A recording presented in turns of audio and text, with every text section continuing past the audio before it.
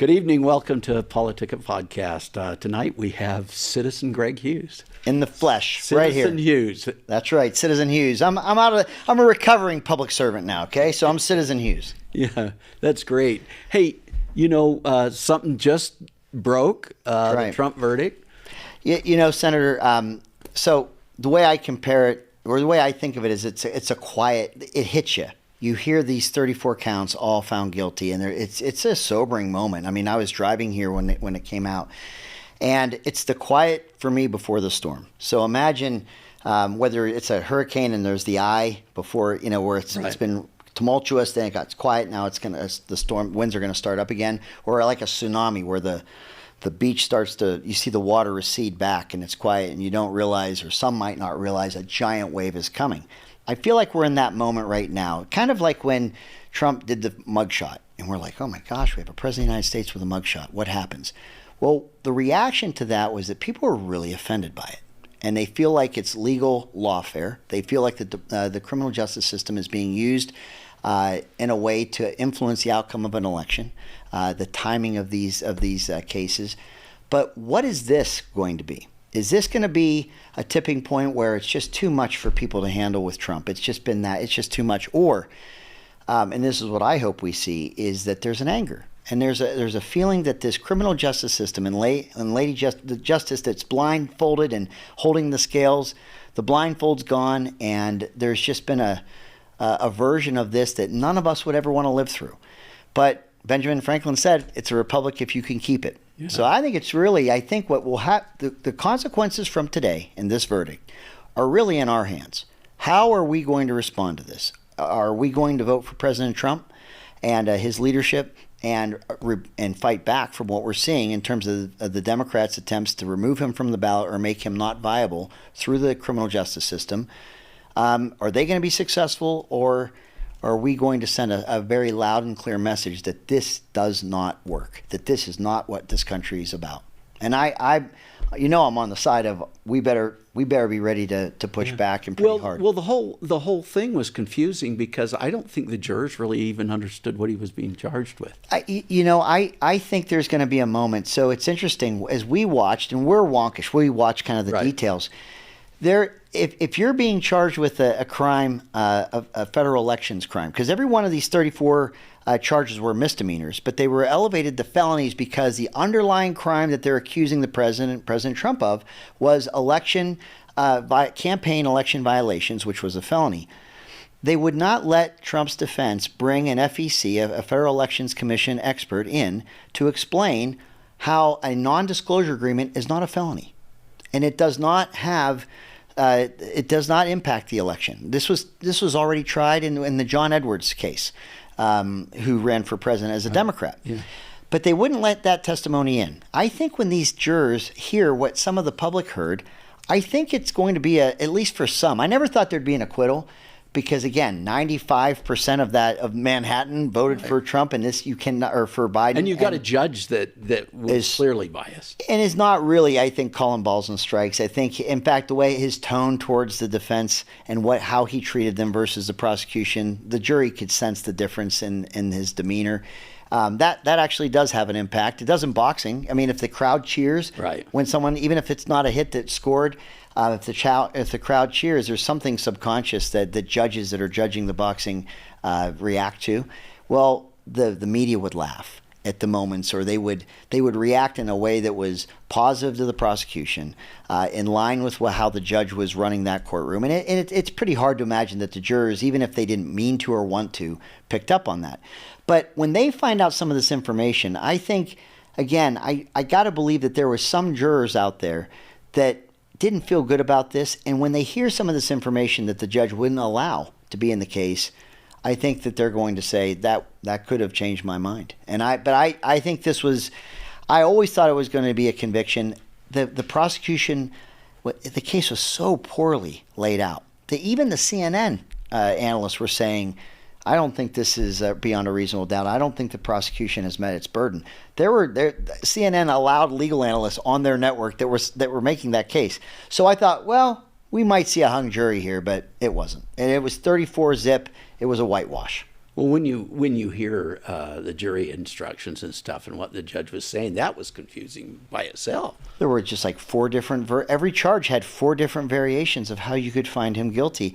And they didn't really, listening to some of the media commentary, there was at least a curiosity of, if the judge gave you 4 different ways to find President Trump guilty on a charge, could you at least categorize which ones you were landing on to get to that, which we don't have. And I think that's actually going to be one of the areas of appeal. This is certainly going to be appealed, this case.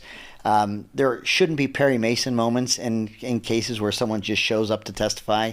The defense was unaware of some of the witnesses that were being brought forward without and not given enough time to prepare cross-examinations for those witnesses.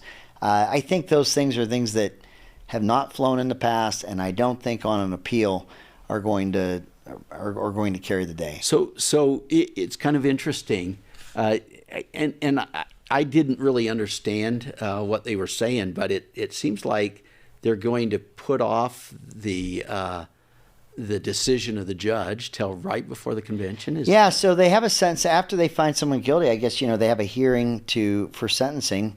4 days before our Republican National Convention, they're going to have that. So it's the timing. If they're not doing it on purpose, it's the most coincidental thing we've ever seen. Before these big moments where America might be paying attention to who these candidates would be. And remember, Biden just had De Niro having an organized Biden-Harris campaign event. It was a campaign event outside of the courtroom a couple days ago. Yeah.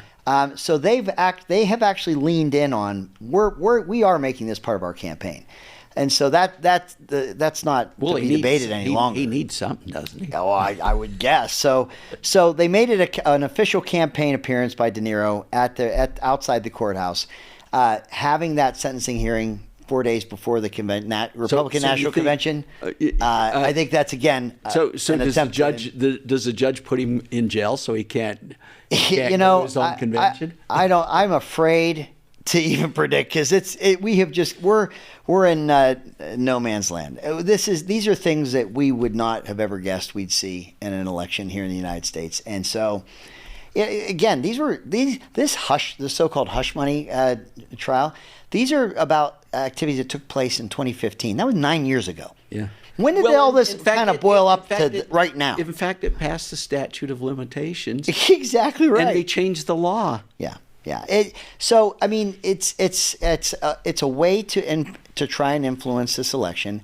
I think they've overshot. I really think that they've misplayed this. I think we've seen in the polls Trump's numbers have gone up because people have felt he's been unfairly prosecuted. The mugshot was not a bad thing.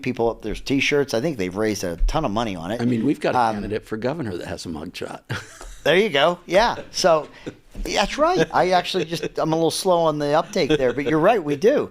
He was a crusader that day. So I just think that they've tried to not make this about Biden because there's not a whole lot to talk about that's positive. Right. So they have to demonize or create as much fear as they can about Trump. But the difference is, you're a history buff, right? We've not had in modern history 2 candidates who've had 4 years as commander-in-chief. You've always had a challenger and you've had the incumbent.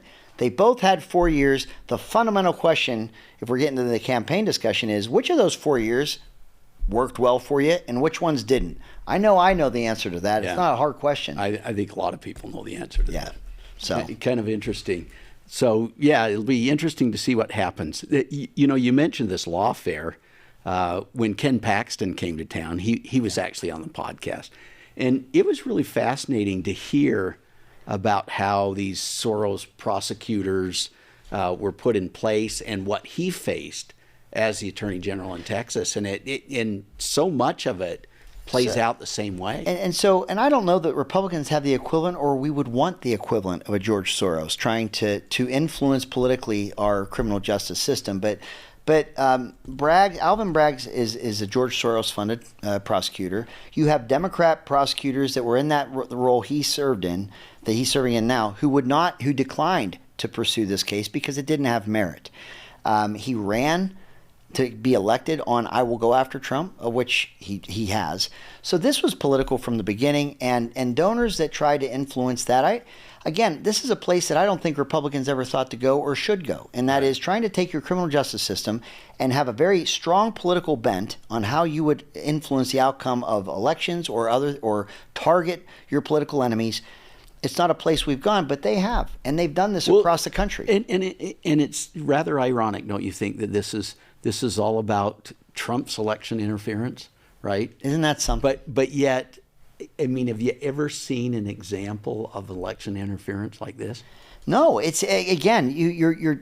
I mean, there was talk back in 2016 when Hillary Clinton had these classified documents that she put on a private server, and they were looking to see if they should charge her with a crime, because that, now I can get my head around that, because that's exactly, those exact actions have landed people in jail. That they've taken classified items and they put them on a private server that's unsecured, that was a crime. They looked at that. She was the Democrat nominee, and I believe in James Comey's testimony to Congress, it was part of the decision to have the Democrats nominee charged with a crime going through at the same time would at least have the appearance of electioneering, and it was one of the reasons why they declined to bring charges. Well, look at how we can articulate what that crime was or was not. They just whitewash right over that. And then you take a case like this with Trump, it's very difficult to explain what it is that they're even trying to say the crime he's committed actually is, and the fact that that's a felony, right? That's a felony, and I think that I think you're just seeing two sides of this. You're seeing it also in the classified document case where the special prosecutor said he said, he's not competent to stand trial. He doesn't have a good memory. He doesn't remember any of this. The jury would see a very nice old man, and they won't convict him. We're not going to charge him for keeping classified documents, which he is guilty of doing, which the special prosecutor said. But they said, it's Biden. They're not going to find him guilty, so we're not going to do it. You can't say that and at the same time be going after President Trump as aggressively as they are, or you can. But I'm hoping that people see this as the farce that it is, and because it just doesn't hold merit.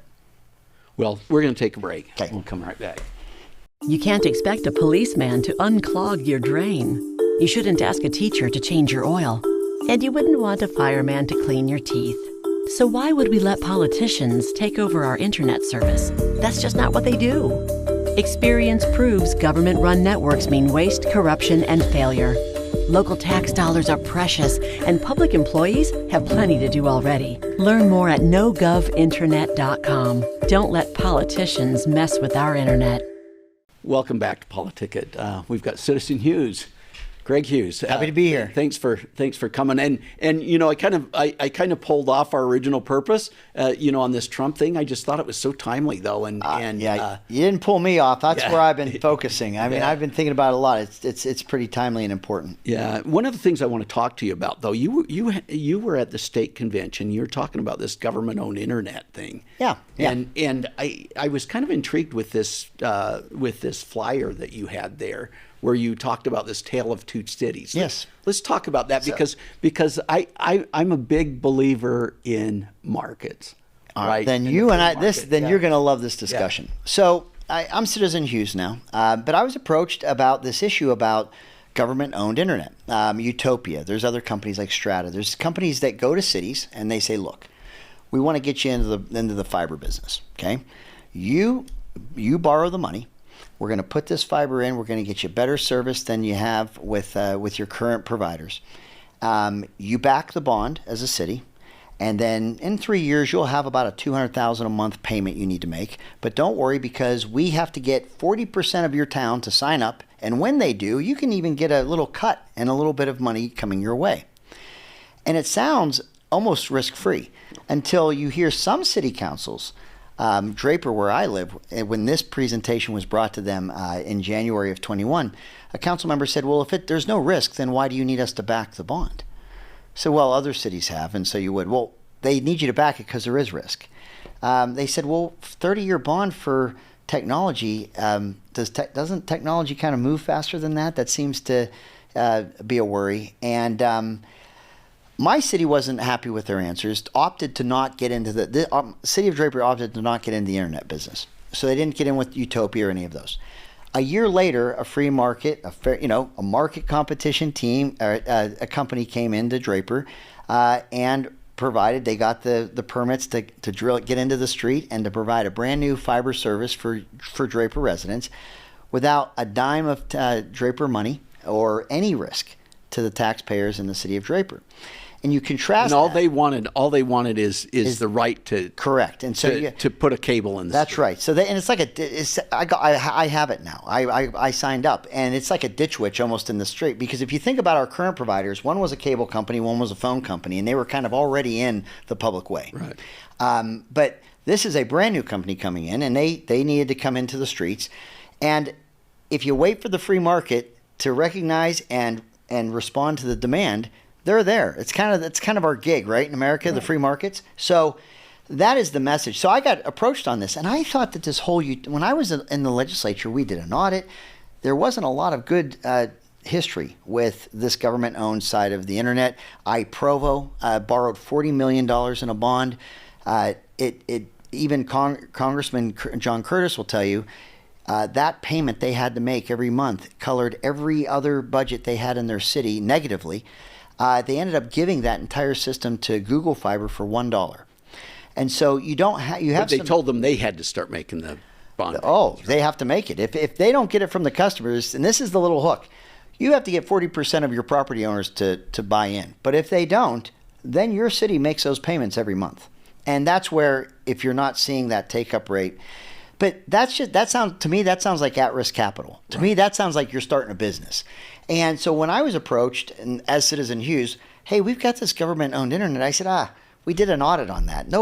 Everybody's on to that scam. It's not working. Well, during COVID, there's a lot of money that came in, and you're seeing this government model grow, and it's growing in Utah. So what we're doing, it's an education campaign at 29 counties where we're just saying, look, folks, here's the whole story. Okay, it's not all pie in the sky. It's not all guaranteed. I've heard people say there's zero risk. No, there's risk. And the sad part is you don't have to, as a taxpayer, you don't have to even subject yourself to that risk. You don't have to be a new entrepreneur in the fiber business as a resident of a city, because we're seeing in real time, and I've lived through it this last year, and it's happening in real time right now. We have the upgrades of existing companies like Comcast just announced a $138 million increased investment in fiber. You have new companies like Google Fiber coming in. So you're seeing the free market work.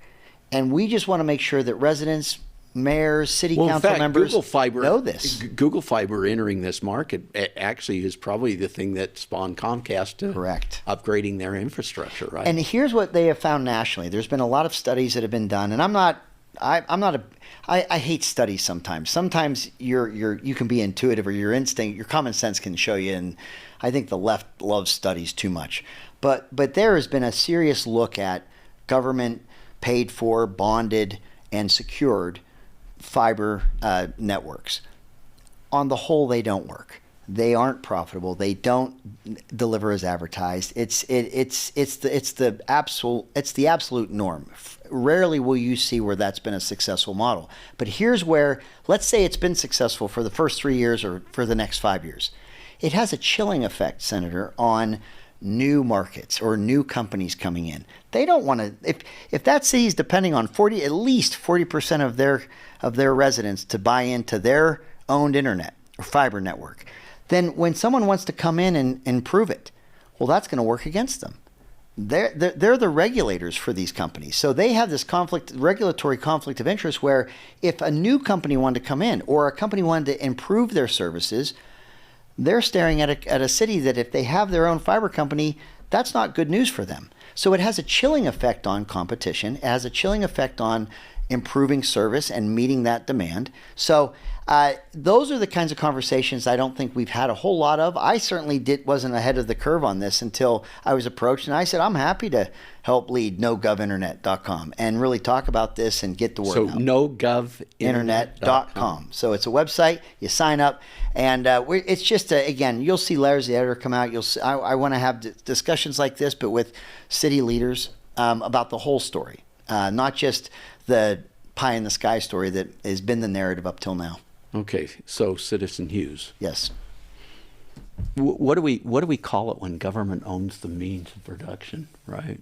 Monopolies. I mean, this is not capitalism, is it? It is not. It is not. It's like this. If you and I were, well, let's say we were bakers and we baked bread every single day, and we both made bread, and you had the government delivering all your bread to your customers, and I wanted to have a delivery service, but I'm going to pay for my delivery. What in the world kind of free market is that? If you had some subsidized government, delivery of your goods, and I was paying for the delivery of mine, I think that the free market works best when the government stays out of its way and lets it do what it does Well, best. and we let innovators into the market, right? I mean, we didn't talk about the low orbit satellites that Elon Musk has put up in the sky, right? He used SpaceX to launch these satellites. So I talked to someone today because about a year ago or so, maybe a little longer, they were part of a community group that were opposing their city bonding and getting in debt on a fiber network, and they were successful in they brought it to a vote to the people. He pointed out, if it worked as good as everyone said, since when has technology been the same for 30 years? That's the length of the bond that the city would be indebted. So what happens when those those Jeff Bezos low orbiting satellites, or the Elon Musk ones, or the Verizons and the wireless carriers that are now upping their signals and providing home internet? What happens when things go wireless or they don't need that physical fiber connection?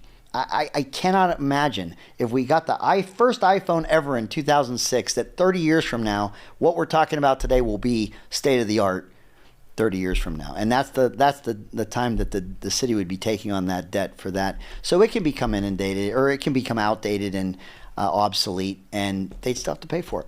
Yeah. So if it's a free market, boy, they got to be the one doing the research to see how they're going to change with the market and how they stay in front of it. And they go out of business. Or they go out of business. They can be a Netflix, or they could be. That's why they call it risk, though, right? That's exactly right. And the thing is, what bothers me with the government things is that they take all the risk, but give the upside to the person that talked them into taking the risk. Isn't that something? It's a good gig if you can get it, I guess. I mean, wouldn't that be something that you take all the risk, and we'll run the company and make the money. And you'll make money. Yeah, right? You'll make money. We'll give you a cut. Yeah, we'll give you a cut of this massive profit that we're going to get if we're lucky, right? Yes. Again, it's prospective. There's no guarantee. The only guarantee is that the taxpayer. So in a way, they're rolling the debt. dice. But if they fail, the taxpayers are on the hook for it. Yeah, that at-risk capital is the taxpayers' money that they're putting at risk for a company to provide a service like that the free market's already there. You want to know the sad reality of this?